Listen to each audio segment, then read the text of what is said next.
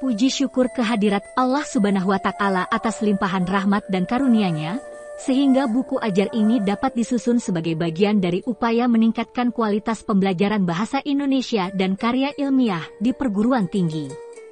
Buku ini dirancang untuk membantu mahasiswa dalam memahami dan menguasai keterampilan berbahasa secara akademik, serta membekali mereka dengan kemampuan menulis karya ilmiah yang sistematis dan sesuai dengan kaidah akademik. Penyusunan buku ini berlandaskan pada kebutuhan real mahasiswa untuk memahami penggunaan bahasa dalam konteks akademik, mengembangkan ide dalam bentuk paragraf dan esai, menyusun kalimat efektif, mengutip dan menyusun daftar pustaka, serta menerapkan etika penulisan ilmiah. Materi dalam buku ini disusun secara sistematis, dilengkapi dengan teori, studi kasus, dalil, rangkuman, dan latihan soal di setiap bab. Ucapan terima kasih disampaikan kepada semua pihak yang telah membantu dalam penyusunan buku ini, khususnya kepada rekan sejawat dan mahasiswa yang telah memberikan masukan dan inspirasi. Harapan kami, buku ajar ini dapat menjadi rujukan praktis sekaligus teoritis dalam pengembangan kemampuan akademik mahasiswa. Semoga kehadiran buku ini membawa manfaat yang besar bagi dunia pendidikan Indonesia. Sidoarjo, April 30th. 2025. Professor Dr. Ahmad Fathoni Rodley. Daftar ISI. Kata Pengantar. Daftar ISI. Bab 1. Bahasa dalam konteks akademik. Bab 2. Paragraf dan pengembangan pokok. Bab 3. Menyusun kalimat efektif. Bab 4. Membuat paragraf dan esai akademik. Bab 5. Penulisan karya ilmiah. Bab 6. Struktur dan sistematika karya ilmiah. Bab 7. Teknik citasi dan penulisan daftar pustaka. Bab 8. Membuat proposal penulisan. Bab 9. Presentasi ilmiah. Bab 10. Bahasa Indonesia dalam penulisan akademik internasional. Glossarium. Daftar pustaka. Kunci jawaban. Lampiran. Bab 1. Bahasa dalam konteks akademik. A. Capaian pembelajaran.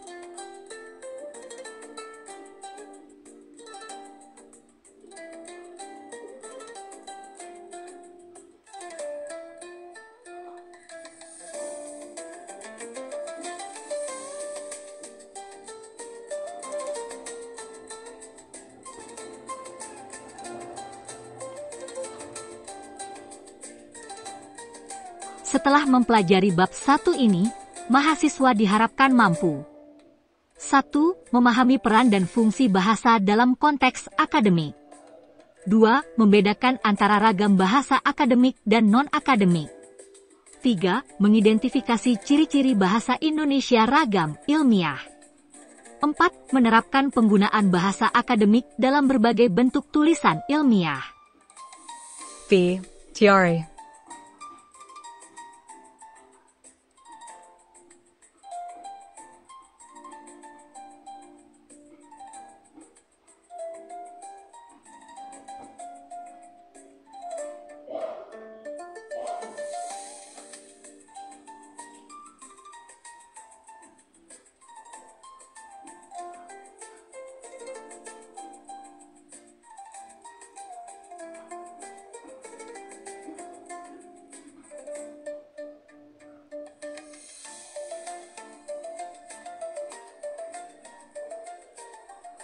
Bahasa bukan sekadar alat komunikasi, melainkan fondasi intelektual yang menopang seluruh aktivitas manusia. Dalam teori bahasa, bahasa dipahami sebagai sistem simbol yang kompleks yang memungkinkan manusia untuk berpikir abstrak, membangun relasi sosial, serta mengonstruksi dan mentransmisikan pengetahuan lintas generasi. Bahasa tidak hanya hadir dalam percakapan sehari-hari, tetapi menjadi instrumen kunci dalam proses berpikir reflektif, konseptualisasi ide, dan pengembangan peradaban. Oleh karena itu, kemampuan berbahasa yang baik dan benar, terutama dalam konteks akademik, merupakan indikator kecakapan intelektual dan kedalaman pemahaman seseorang terhadap suatu bidang keilmuan. Dalam ranah akademik, fungsi bahasa mengalami perluasan yang signifikan. Bahasa berperan sebagai medium utama dalam mengembangkan, mengkritisi, dan menyebarluaskan ilmu pengetahuan. Melalui bahasa akademik, para ilmuwan dan peneliti dapat menyusun argumen secara logis, mengemukakan temuan berdasarkan bukti empiris, serta berpartisipasi dalam diskursus ilmiah yang bersifat global. Bahasa akademik menjadi kendaraan intelektual yang memungkinkan terjadinya dialog antar bidang ilmu, baik secara intradisipliner maupun interdisipliner. Bahasa akademik memiliki karakteristik yang membedakannya secara tegas dari bahasa sehari-hari. Ia ditandai oleh gaya yang formal, sistematis, objektif, dan berbasis logika. Ciri-ciri ini tercermin dalam penggunaan terminologi khusus, struktur kalimat yang kompleks namun efektif, serta penyampaian informasi yang bebas dari bias emosional. Dalam bahasa akademik, setiap klaim harus dapat ditelusuri validitasnya melalui referensi yang kredibel, dan setiap argumen harus disusun dengan logika yang runtut. Penggunaan bahasa akademik menentukan penguasaan sejumlah prinsip kebahasan penting, yaitu kejelasan, clariti penyampaian ide harus mudah dipahami, menghindari ambiguitas, dan menggunakan struktur yang lugas. Keakuratan, akurasi pemilihan diksi harus tepat. dianjingkan. Koherensi gagasan-gagasan harus terjalin secara logis dan berurutan sehingga pembaca dapat mengikuti alur pikir penulis.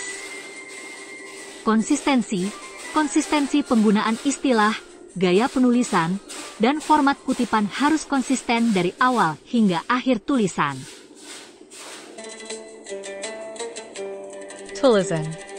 Selain itu, penguasaan bahasa akademik juga mencakup kemampuan memahami ragam bahasa ilmiah.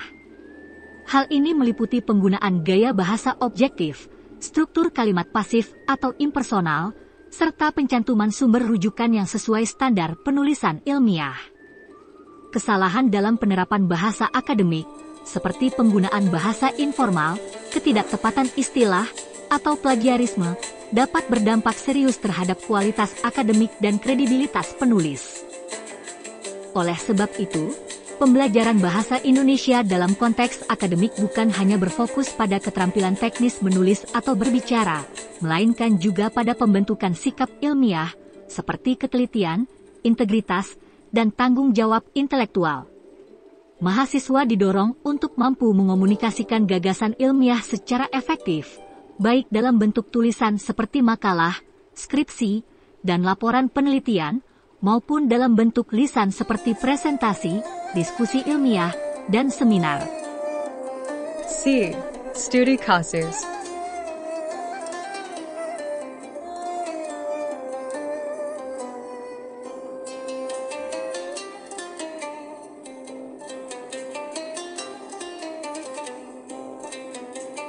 Dalam proses penulisan karya ilmiah, mahasiswa seringkali tidak langsung mampu membedakan antara penggunaan bahasa sehari-hari dan bahasa akademik. Kasus berikut menunjukkan bagaimana gaya bahasa informal dapat mengaburkan makna dan melemahkan kesan akademis dari suatu tulisan. Kanto Ewell.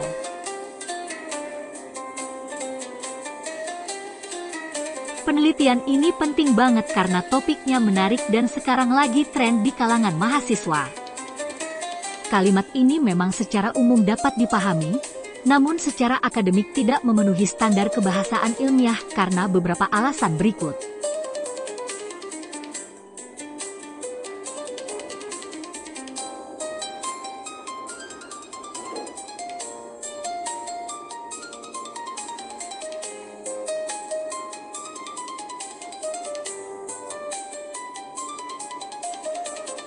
Penggunaan ungkapan informal, frasa seperti penting banget dan lagi tren merupakan ekspresi yang biasa digunakan dalam komunikasi lisan atau media sosial, bukan dalam tulisan ilmiah.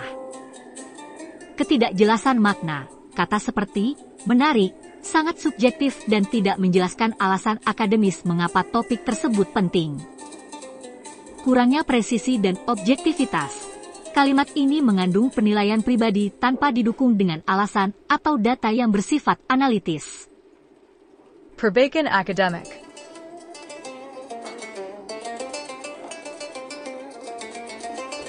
Penelitian ini memiliki urgensi tinggi karena membahas topik yang relevan dengan perkembangan fenomena sosial di kalangan mahasiswa pada masa kini.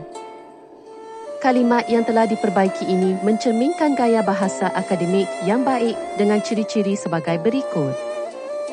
Diksi yang tepat dan formal, kata, urgensi tinggi, menggantikan, penting banget, menunjukkan tingkat kepentingan dengan istilah yang lebih profesional. Relevansi dijelaskan secara kontekstual. Frasa relevan dengan perkembangan fenomena sosial di kalangan mahasiswa memberikan alasan yang logis dan dapat dikaji lebih lanjut. Nada objektif dan meyakinkan, tidak ada penilaian subjektif. Penulis menggunakan sudut pandang analitis untuk menunjukkan signifikansi topik. Pelajaran dari studi kasus.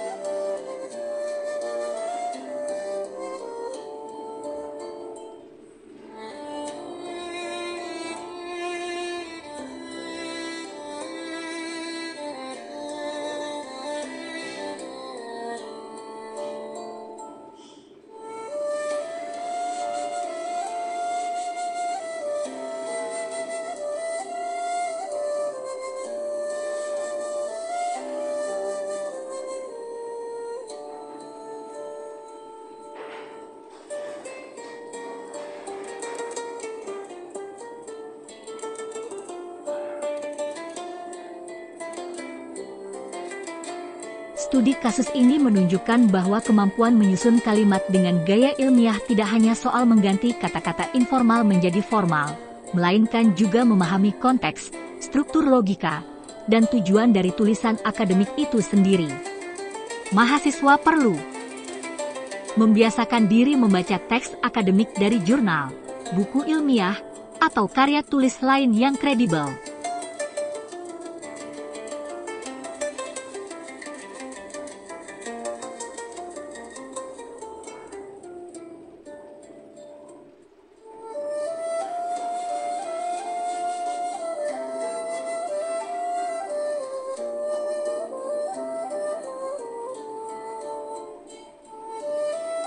Melatih keterampilan menulis dengan memperhatikan struktur kalimat, diksi, dan alur berpikir yang runtut. Melakukan penyuntingan secara berkala untuk memastikan bahwa gaya bahasa yang digunakan telah sesuai dengan kaidah akademik. D. Dalil.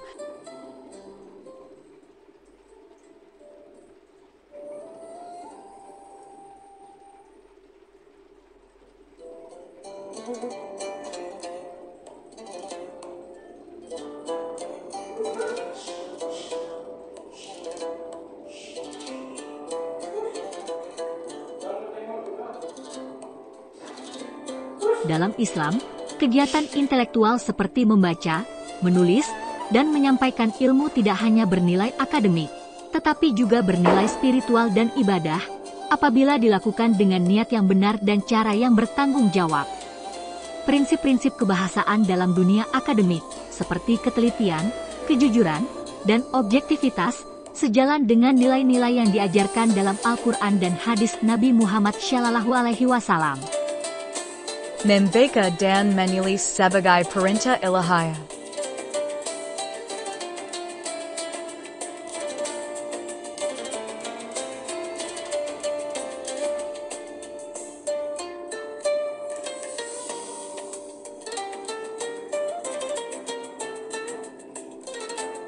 Allah SWT berfirman, Bakala dengan menyebut nama Tuhanmu yang menciptakan. QS. Al-Alaq 1. Ayat ini bukan hanya merupakan wahyu pertama yang diturunkan kepada Nabi Muhammad SAW, tetapi juga menjadi landasan utama pentingnya literasi dalam Islam. Kata, bacalah, ikra, menunjukkan perintah langsung dari Tuhan kepada manusia untuk mencari ilmu. Membaca dan menulis bukanlah aktivitas biasa, melainkan aktivitas suci yang dilandasi oleh kesadaran spiritual dan intelektual. Dalam konteks akademik, ayat ini menegaskan bahwa aktivitas membaca dan menulis harus dilakukan dengan niat untuk mencari kebenaran dan memberi manfaat, bukan sekadar menggugurkan kewajiban. Menulis skripsi, makalah, atau laporan penelitian menjadi bagian dari amal ilmiah jika dilakukan dengan niat ikhlas dan prosedur yang benar. Penggunaan bahasa yang tepat, jelas, dan jujur menjadi bentuk tanggung jawab moral dalam menyampaikan ilmu. Kejujuran dalam penyampaian ilmu. Nabi Muhammad SAW bersabda,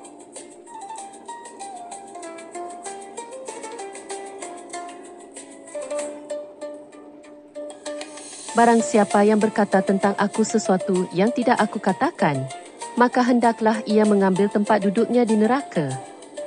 Hak-ar. Bukhari dan Muslim. Hadis ini memperingatkan secara tegas tentang bahaya menyampaikan informasi yang tidak benar, khususnya dalam hal yang mengatasnamakan ilmu atau ajaran agama. Dalam dunia akademik, ini sejalan dengan konsep kejujuran ilmiah, yaitu menyampaikan informasi berdasarkan fakta, data, dan referensi yang dapat dipertanggungjawabkan. Anti-plagiarisme, yaitu tidak mengutip atau mengambil ide orang lain tanpa mencantumkan sumber yang sah.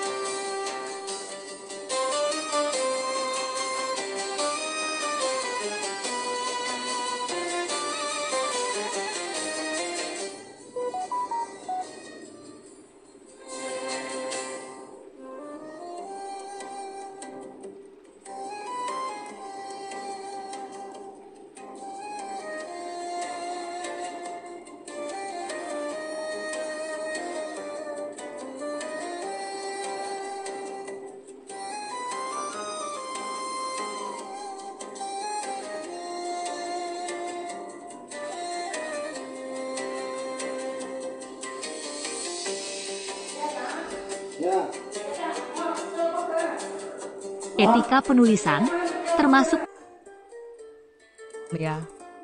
pelanggaran terhadap prinsip-prinsip ini bukan hanya melanggar etika akademik, tetapi juga bisa dianggap sebagai dosa intelektual dalam perspektif Islam, karena merusak amanah ilmu yang harus dijaga dengan penuh integritas.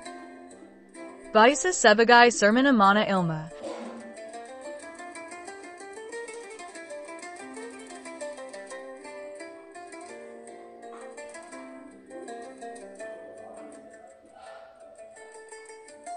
Kitab dalam Islam, ilmu adalah amanah, dan bahasa adalah alat untuk menunaikan amanah tersebut. Oleh karena itu, penggunaan bahasa dalam konteks ilmiah harus mencerminkan objektivitas dan keadilan dalam menyampaikan argumen, tidak berpihak pada opini pribadi yang tidak didukung data. Tanggung jawab dalam menyampaikan informasi, terutama jika tulisan tersebut akan dibaca dan dijadikan rujukan oleh orang lain. Rankaman.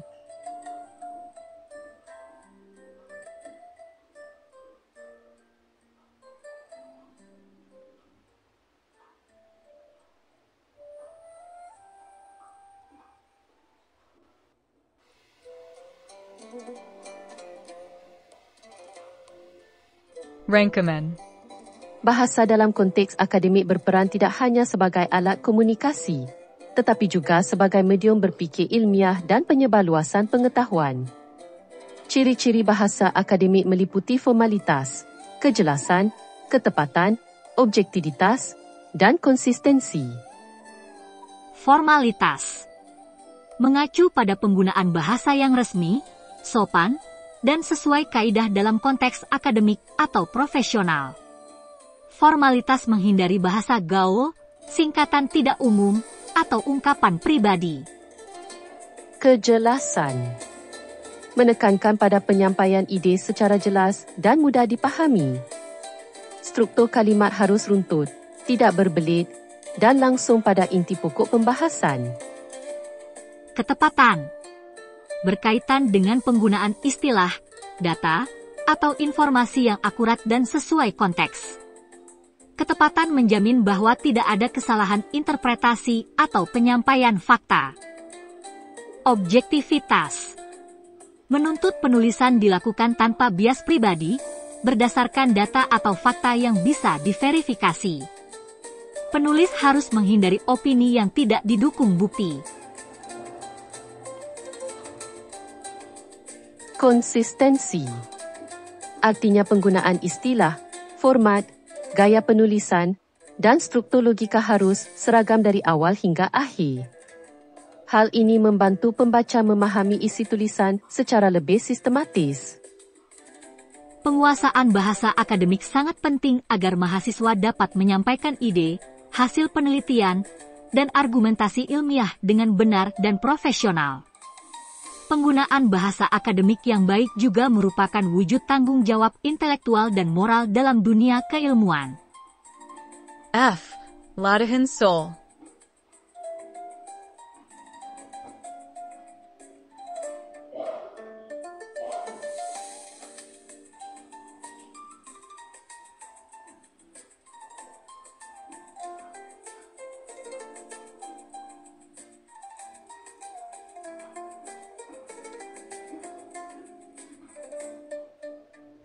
Jelaskan perbedaan utama antara bahasa akademik dan bahasa non-akademik. Perbaiki kalimat berikut agar sesuai dengan gaya bahasa akademik. Penelitian ini keren banget karena topiknya cocok buat anak muda zaman sekarang. Sebutkan satu ayat Al-Quran atau hadis yang relevan dengan kejujuran dalam penulisan ilmiah, dan jelaskan keterkaitannya. Tab 2. Paragraph